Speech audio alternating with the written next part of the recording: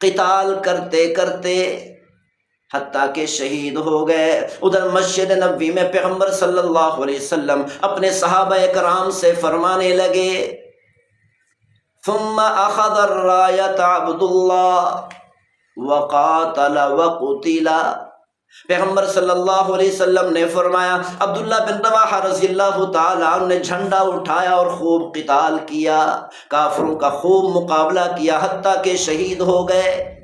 لیکن اس کے بعد دخل الجنہ کہنے سے پہلے پیغمبر صلی اللہ علیہ وسلم تھوڑی دیر کے لیے رک گئے۔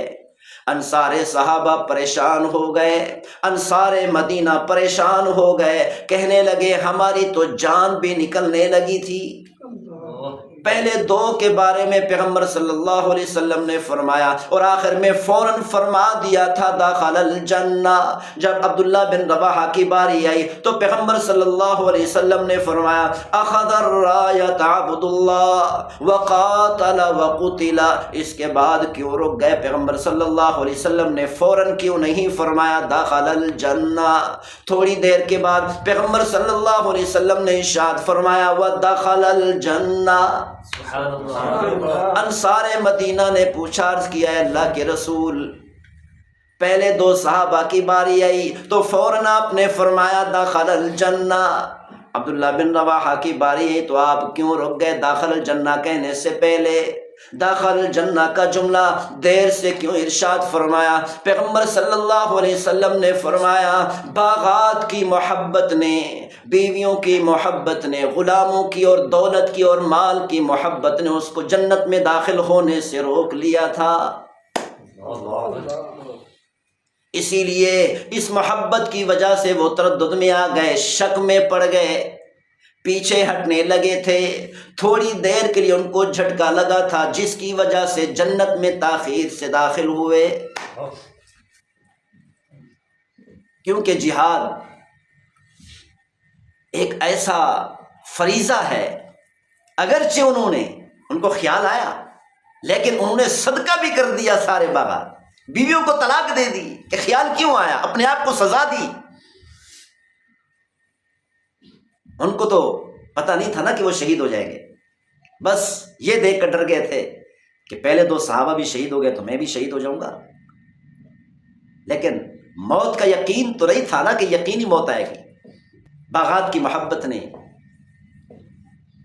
سوچ میں ڈال دیا، صرف اسی سوچ میں آنے کی وجہ سے، حالانکہ انہوں نے بیویوں کو طلاق بھی دے دی، سارے باغات صدقہ بھی کر دیے، غلاموں کو اللہ کی رضا کے لیے آزاد بھی کر دیا، اتنی بڑی نیکی کما لی،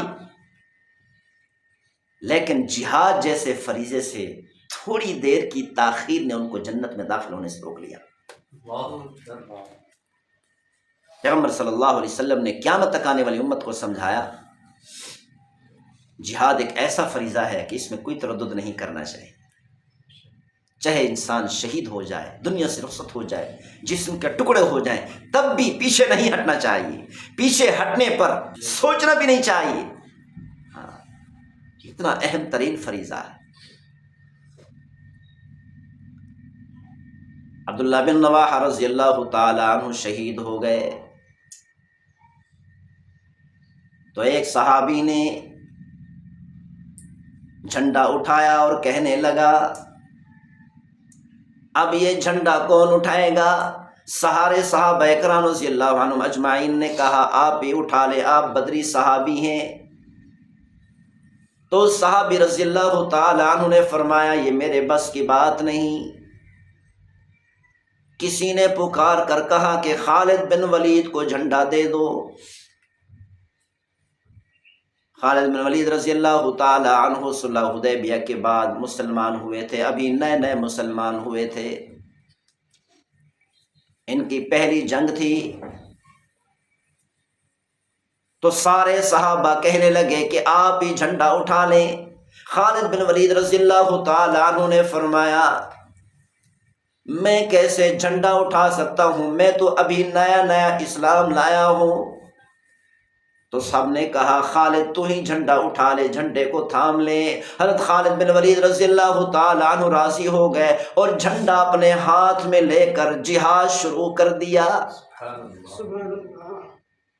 ادھر پیغمبر صلی اللہ علیہ وسلم نے صحابہ کرام کو مسجد نبوی میں فرمایا او میرے صحابہ ثم صلی اللہ سیفا من سیوفی،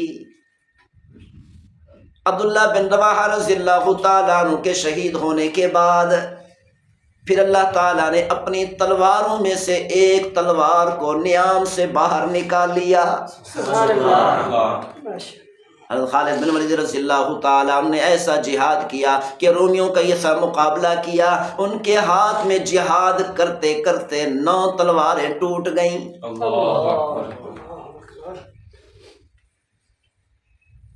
اور اللہ تعالیٰ نے خالد کی وجہ سے، روم کا 1 لاکھ کا لشکر تھا اور صحابہ کرام کا 3000 کا لشکر تھا، 3000 کے لشکر نے 1 لاکھ کا مقابلہ کیا کہ اللہ تعالیٰ نے خالد بن ولید رضی اللہ تعالیٰ عنہ کی وجہ سے رومیوں کی فتح کو شکست میں تبدیل کر دیا۔ سبحان اللہ۔ کہ اللہ تعالیٰ نے رومیوں کے دلوں میں خالد بن ولید رضی اللہ تعالیٰ عنہ کا ایسا رعب طاری کیا کہ تمام ملک کے اندر، روم کے سارے ملک کے اندر ان کا رعب چھا گیا۔ حضرت خالد بن ولید رضی اللہ تعالیٰ عنہ اگرچہ قرآن یاد نہیں کیا تھا